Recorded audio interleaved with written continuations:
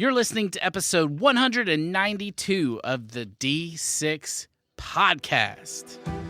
I don't know anything more important in our society or in the kingdom of God than to help the church, help the family. Discipleship is not an event, it's a way of life. And one day it just hit me that discipleship at home was not about doing more. It was about inviting Christ into what we were already doing. The goal of family ministry is not families sitting on the couch holding hands and singing Kumbaya. The ultimate goal is families that love God, love people, and make disciples of all peoples. So that's why you're here. You're here to say 1 hour a week, as significant and as awesome as it is, we know that it's not enough, and we want to be intentional with every hour. You're listening to the D6 podcast. Here's your hosts, Ron Hunter and Jeremy Lee. This is the family ministry podcast that helps you connect the church and home. And yet again, we are distributing a podcast on a holiday. We are. People are going to think that we don't respect holidays around here. Nope. But we just think they have plenty of time to be going on in their cars. They're now returning all those Christmas gifts they didn't want, and they're looking for something to listen to. And they're listening to us now, Jeremy. It's New Year's Eve. If you're listening to this in real time, we are not live. We're at home with our families and hanging out. But if you are sneaking away to listen to the D6 podcast, welcome. Glad to have you. Happy New Year. That's right. And what do you do to ring in the new year? Is there any repetitive activity you have, or have you gotten to the point that fireworks and Old Lang Syne, is that the song? Doesn't mean anything? What do you do? We get hang out with a couple of families that are close to us. We get all the kids hang out until midnight, and they love staying up late. And we do the typical countdown and go crazy and have a blast. But this is what I like about New Year's. I love just taking the week between Christmas and New Year's and really focusing in on the year to come, thinking about it's just like a fresh start, a new page, thinking about what I want to accomplish in the next year. Love, love, love it. And, we just finished up with family. If the holidays tends to bring family together. And when we're in this mode between Christmas and New Year's, we're thinking, got to go back to work next week. And there's part of us are ready to go back to that routine, but there's part of us that say, and I don't mean people, I mean part of the inside of every individual, we still crave that connection. And we still want that family time. But we've got to go back to work. We've got to earn a paycheck, so to speak.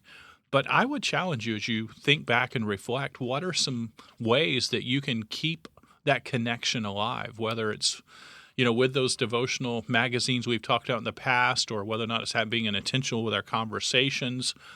We've got a new release that has just come out, written by Sandy Atwood, called Family Faith Talks, 100 Discipleship Activities and Conversation Starters.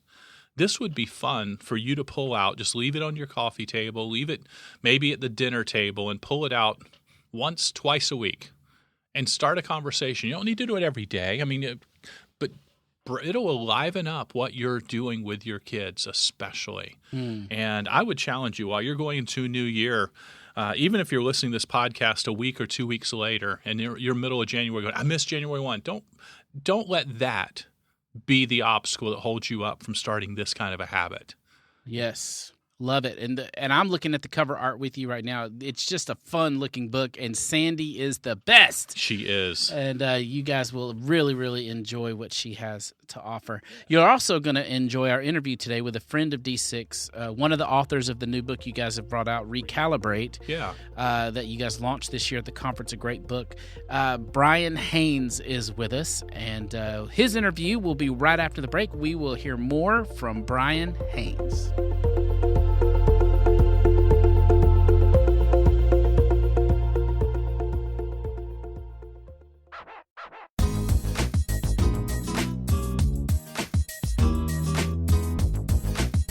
Well, hey, everybody, we're back at the D6 podcast with my friend. I'm glad if I can call you friend. When we started You this... should call me friend, yeah. When we started, we were acquaintances, respected you, knew of you, but now we spend enough time together. I'm going to say friend. Do it. Can we be friends? Let's be friends. Brian Haynes is with us, and not just my friend, but a great friend of D6. I think you've been around since the beginning, right? Is that true? I think so, yeah, in the beginning. In the beginning, Brian was with D6. He serves as lead pastor for Bay Area Church and is a writer and frequent speaker focused on renovating people, families, and churches. Now, you just said a lot in 4 words there. That was very, very good. Dr. Haynes is best known for his work in family ministry and generational discipleship, and most recently co-authored the book Relentless Parenting: The Crucial Pursuit of Your Teen's Heart with his wife, Angela. Together, and he just told me Angela has, because we're at the D6 conference, if you hear it in the background, and you told me Angela has said to bring coffee after the interview's over. I have to. That's my job. So don't forget that. There's me being a good friend to you and reminding you. Don't forget the coffee. Together they have 3 daughters, and they live in Houston, Texas, which we were talking about off air is almost always flooded nowadays. Yeah, it's been crazy. 2 years of crazy flood.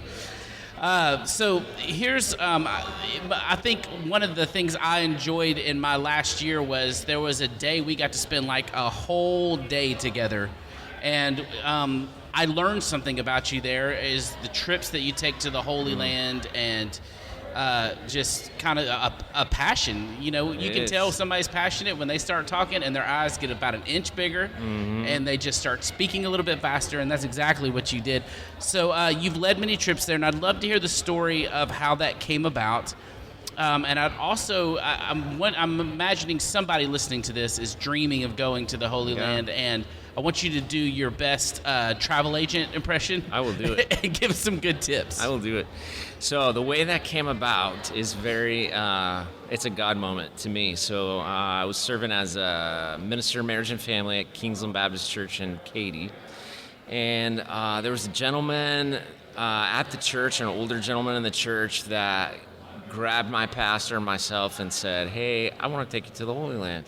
And he signed us up. We said, "Yeah, we're in." He signed us up. He paid for it. I didn't pay $1 that time to go to Israel. And so there's tip number 1: find somebody to pay for it. Pray for it, rain.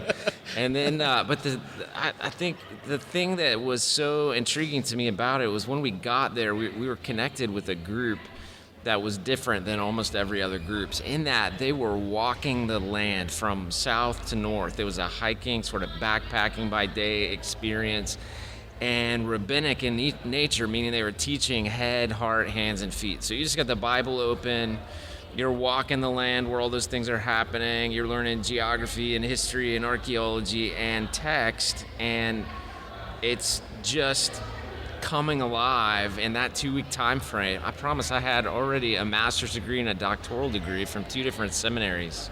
I promise you I learned more in 2 weeks about the Bible than in both of those degrees. Now, if that's not a commercial, I've never heard one, man. That is a value statement right there. Yeah, and so eventually I got trained and started leading those groups, and I think it's the most fruitful endeavor of my year every year. I do it twice a year. We take groups of 40 or 50 from all over the world, really, at this point. And that's what we do. It's rabbinic. I want you to feel it with your head, heart, hands, and feet. And I want you to know it. And the backdrop to the whole thing is Deuteronomy 6, it's the Shema. So we call the trip the Legacy Path Israel Experience. And what we want you to do is learn what it's like to walk along the road, to lie down, to get up, and to experience the legacy of Abraham, Isaac, Jacob, Joseph, Joshua, David, Jesus, of course, the disciples, all of it. And I promise it will change the way you read the Bible. I think I would describe it like this. You remember those old black and white televisions? Yeah. Where you had rabbit ears and you had to get up to turn the channel. That's one way of reading the Bible. And then when you get back from that, it's HD, color, clarity that you didn't have. Partly because we're Western, right? We have this Western mindset, and that is an Eastern document, the Bible. And so to learn culture and context is a big, big deal for understanding it. and objections people have. They might be afraid for safety or things like that. Can you address those kind of things? Yeah, first I would say safety is not a concern. So probably the best place to be in the world to be secure is in Israel. I tell people all the time, like Houston, where I live, way more dangerous than being in Israel. I've sent my kids there. I mean, it's safe. The thing that on our trip, if you ever come, the thing you need to think about is just the physical nature of the trip, because the topography is straight up and straight down all over the place, desert, mountains.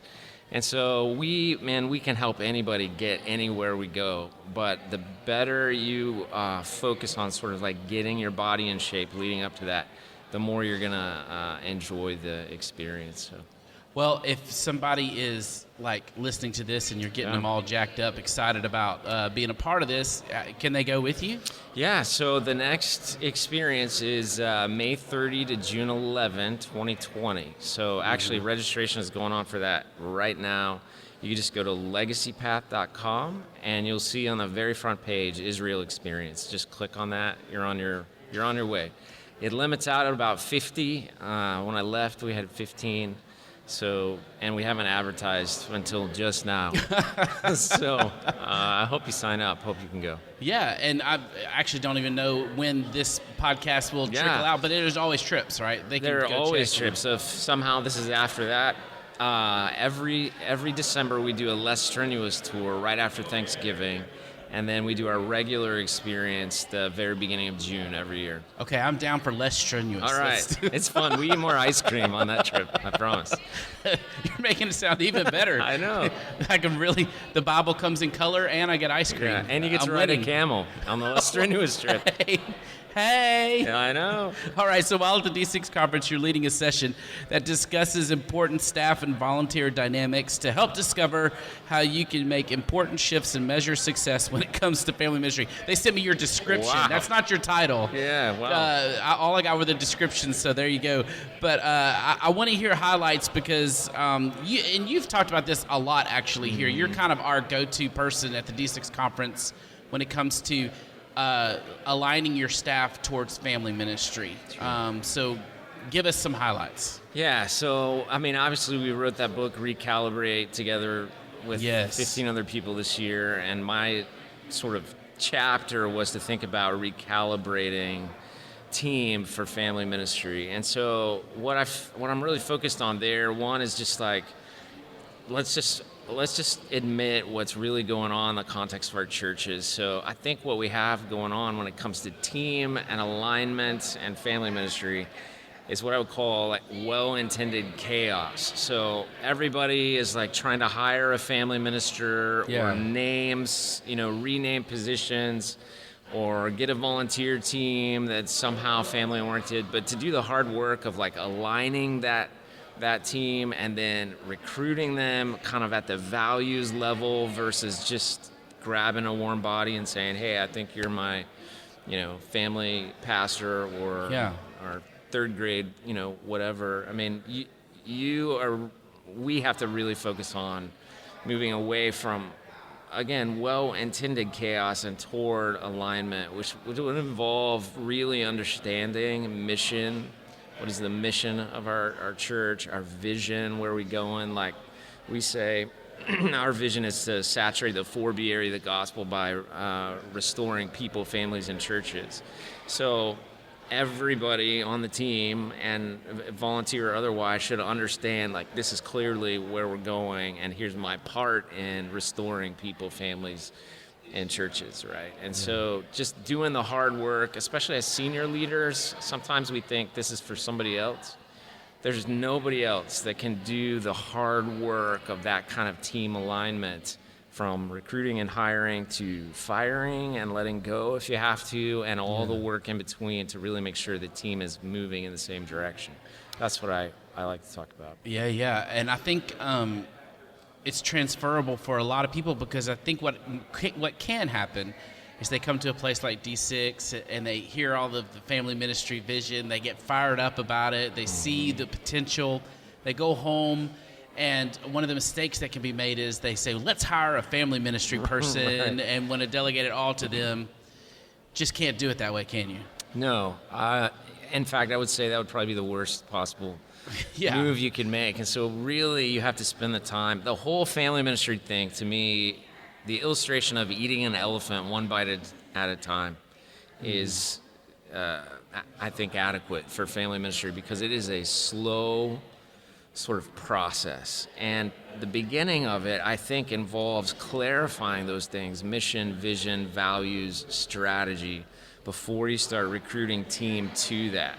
Because if it's just me, when I do get ready to hire a family pastor or whatever I'm looking for, I really want to understand that stuff, specifically values, because I know if I don't hire somebody or recruit somebody who has similar values to me that are going to help me in the core of their being move this ball forward in regard to discipleship through the home, we are going to have a clash, and then there'll be some sort of necessary ending later on. And so really, really, really think you have to do the hard work first of planning prior to adding people. I'm hearing it in the undertones of what you're saying, and I don't think I've ever had anybody just say it. So I'm going to ask you I'm going to ask this question. I'm going off script, so it's okay. It's okay. We'll go to break after this, and you can yell at me if you need to. But if somebody is on your team and they're not on board with the family ministry vision, you need to let them go? Yes. So because I'm kind of hearing you walk around that.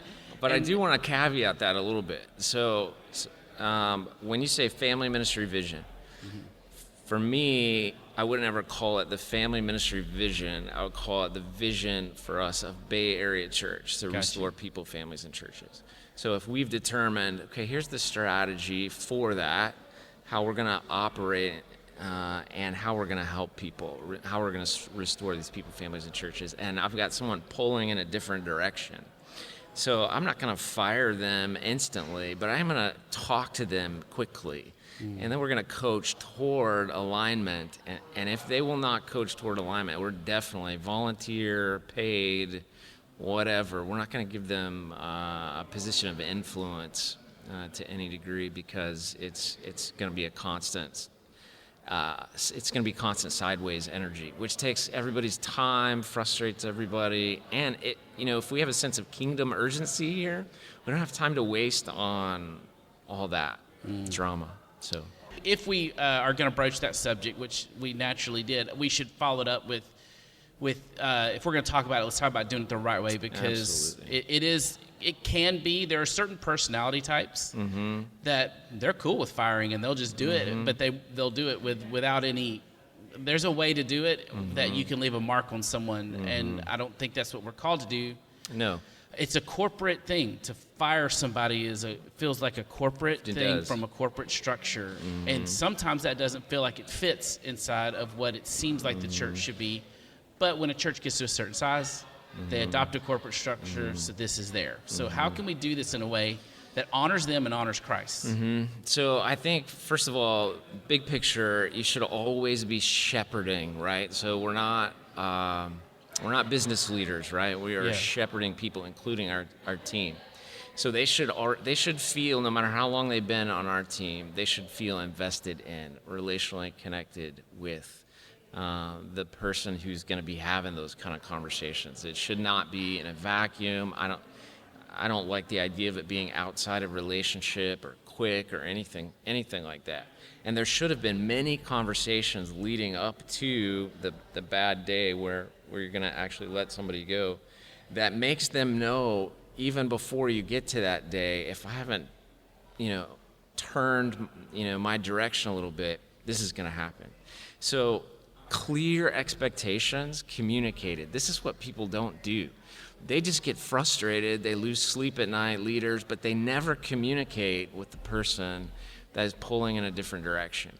And it's easy, like if it's to let someone go, if it's like a huge moral failure or somebody's stealing a lot of money, that's easy. It's harder when they're good people with a different philosophy that you hired to begin with, and they won't coach toward the philosophy, right? So that's difficult. So there's part of it you have to own. I mean, I have to own. If I onboarded this individual to the team, I have to own that. Maybe I did a poor job letting you know clearly what our expectations are, where we're going, what our vision is.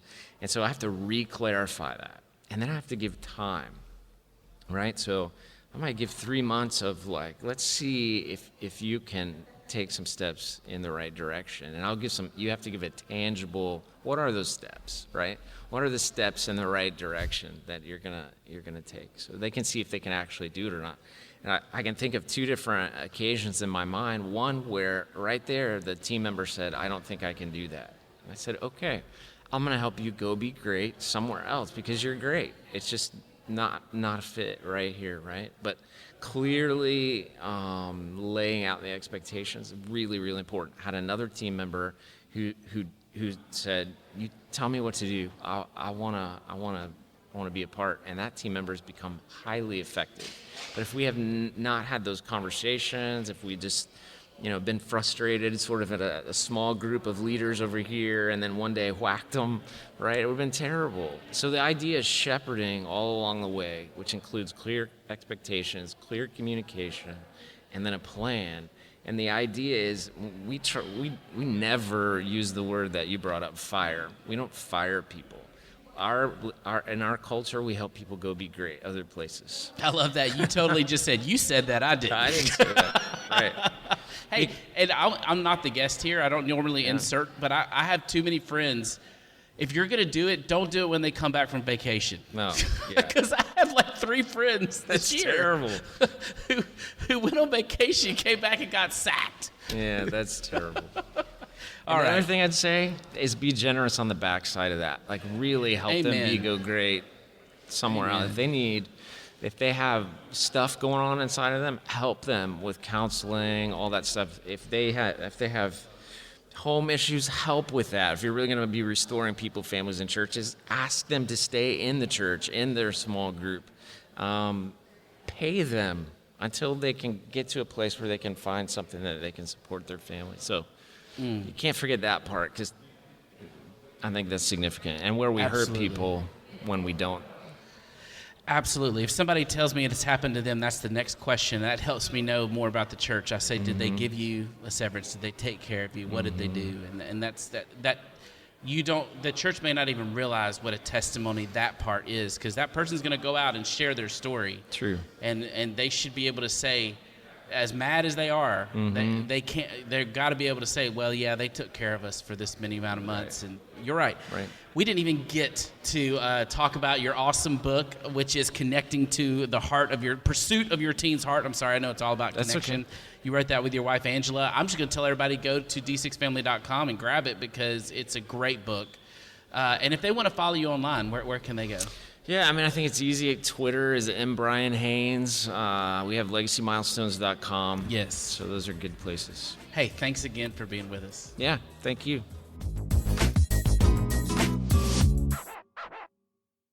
Now, if you're thinking about joining Brian on these trips to Israel, I have one piece of advice for you. Stair stepper. Just go ahead and buy it, and when you can last like 3 hours on a stair stepper, no, I'm kidding. It's not that bad. But can you? If I ever wanted to tackle an Israel trip, I'd want to do it the way he's doing it, backpacking and hiking and just putting my feet rather than some tour bus wherever. That's a totally different approach, don't you think? Oh, yeah. Talking to him, I love talking to him about that I do subject too. Because he goes into like Indiana Jones mode. He does. He's like a little kid at Christmas. He's just he knows every little detail. He loves to tell the stories. Yeah. And when you see, it's just hard not to. His passion is contagious. It's hard not to catch it yourself. Exactly right. So listen, thanks again, Brian, for always, just for everything you do for D6. Very we just much love so. and appreciate you so much, and just hope you and your family have a great New Year yourself. I guess that does it for this week. Let's go back home and count down to the New Year. You got it. Is it 2020 or is it 2020? And and when you travel to other places, they'll call it 2020. Yeah. I mean, but I'm gonna call it 2020. And 1920 was called the 20s. Are we going to call 2020 the 20s? Oh, I don't know. I know. I think so. It is. You know, it's a lot easier once we get into the numbers than with the zeros. I mean, what do you call those? The zeros? It's deep thoughts with Ron and Jeremy. We're going to go think about all of these things. You go have fun with your families tonight and have a great time. And we'll get back next week into 2020. And our guests will be Steve and Katie Greenwood. We'll see you guys later. Hope you have a great week of ministry, fun, and time with your family. You've been listening to the D6 Podcast. You can learn more about D6 at d6family.com.